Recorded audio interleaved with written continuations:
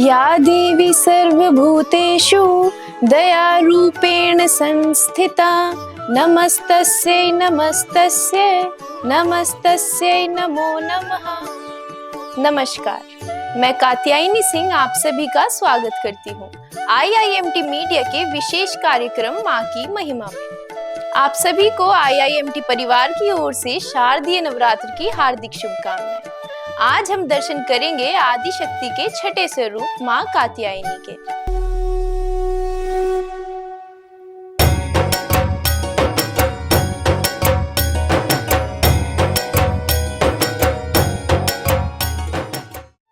चंद्रः सुहोज्ज्वल कर शार्दुल वरवाहना कात्यायनी शुभम दध्य देविधान व घातिनी। नवरात्र के छठे दिन माँ कात्यायनी की पूजा की जाती है। कात्य गोत्र के महर्षि कात्यायन के यहाँ पुत्री रूप में जन्म लेने से इनका नाम कात्यायनी पड़ा।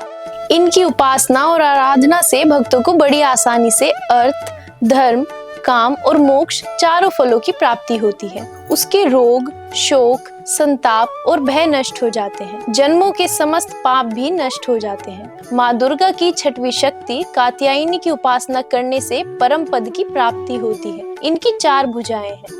दाईं तरफ का ऊपर वाला हाथ अभय मुद्रा में है तथा नीचे वाला हाथ वर मुद्रा। माँ के बाईं तरफ के ऊपर वाले हाथ में तलवार है व नीचे वाले हाथ में कमल पुष्प सुशोभित है। इनका वाहन भी सिंह है। इनका स्वरूप अत्यंत भव्य और दिव्य है। ये स्वर्ण के समान चमकीली है। कात्य गोत्र में विश्व प्रसिद्ध महर्षि कात्यायन ने भगवती पराम्बा की उपासना की, कठिन तपस्या की। उनकी इच्छा थी कि उन्हें पुत्री प्राप्त हो। माँ भगवती ने उनके घर पुत्री के रूप में जन्म लिया, इसलिए यह देवी कात्यायनी कहलाई। इनका गुण शोध कार्य है, इसलिए इस वैज्ञानिक युग में कात्यायनी का महत्व सर्वाधिक हो जाता है।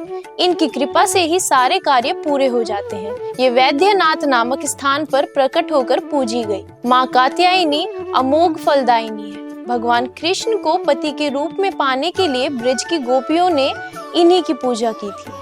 यह पूजा कालिंदी यमुना के तट पर की गई थी, इसलिए ये ब्रजमंडल की अधिष्ठात्री देवी के रूप में प्रतिष्ठित है। माँ कात्यायनी शत्रुहंता है, इसलिए इनकी पूजा करने से शत्रु पराजित हो जाते हैं और जीवन सुखमय बनता है। माँ कात्यायनी बृहस्पति ग्रह की स्वामिनी मानी गई है। कात्यायनी देवी की पूजा करने से बृहस्पति ग्रह से संबंधित दोष समाप्त हो जाते हैं। माँ की महिमा के विशेष अंक में आज हमने जाना माँ के छठे स्वरूप के बारे में। कल फिर मिलेंगे माँ के 7वें स्वरूप के दर्शन एवं उनकी कथा के लिए। लेकिन उससे पहले इस खास दिन पर आपको ले चलते हैं मेरठ के एक ऐसे मंदिर में जो अपने आप में बेहद प्रसिद्ध है। तो आइए जानते हैं इस मंदिर के बारे में। आज आपको लेकर आई हूँ मेरठ सदर के काली माता मंदिर में।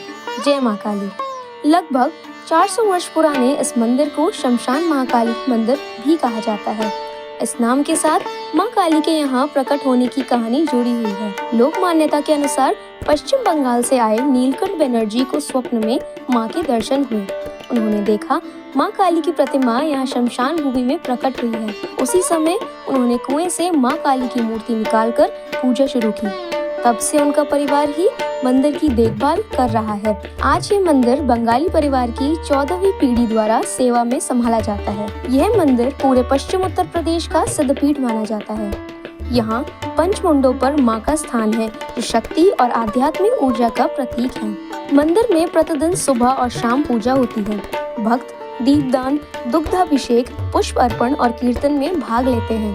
भक्त यहाँ भजन, संकीर्तन, जागरण और ध्यान में शामिल होकर आध्यात्मिक ऊर्जा का अनुभव करते हैं। यहाँ की शांति और ऊर्जा उनके जीवन में मानसिक सुकून और सकारात्मक बदलाव लाती है।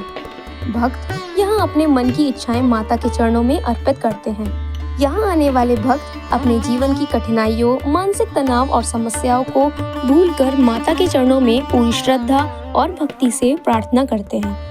माँ की कृपा से उनके जीवन में सफलता, शांति और सकारात्मक ऊर्जा का प्रवाह होता है। आज हमने दर्शन किया मेरठ सदर की काली माँ के। माँ काली का यह मंदिर न केवल ऐतिहासिक दृष्टि से महत्वपूर्ण है, बल्कि वर्तमान में भी आस्था और भक्ति का केंद्र बना हुआ है। तो अभी आपने जाना इस खास मंदिर के बारे में। कल फिर एक ऐसी खास कहानी और मंदिर के साथ लौटेंगे। तो अगर आपको हमारी यह प्रस्तुति पसंद आई हो तो हमारे YouTube चैनल IIMT मीडिया को सब्सक्राइब, लाइक एंड शेयर करें। बने रहिए IIMT मीडिया के साथ। माँ कात्यायनी आपकी सभी मनोकामनाएं पूर्ण करें। जय माता की। नमस्कार।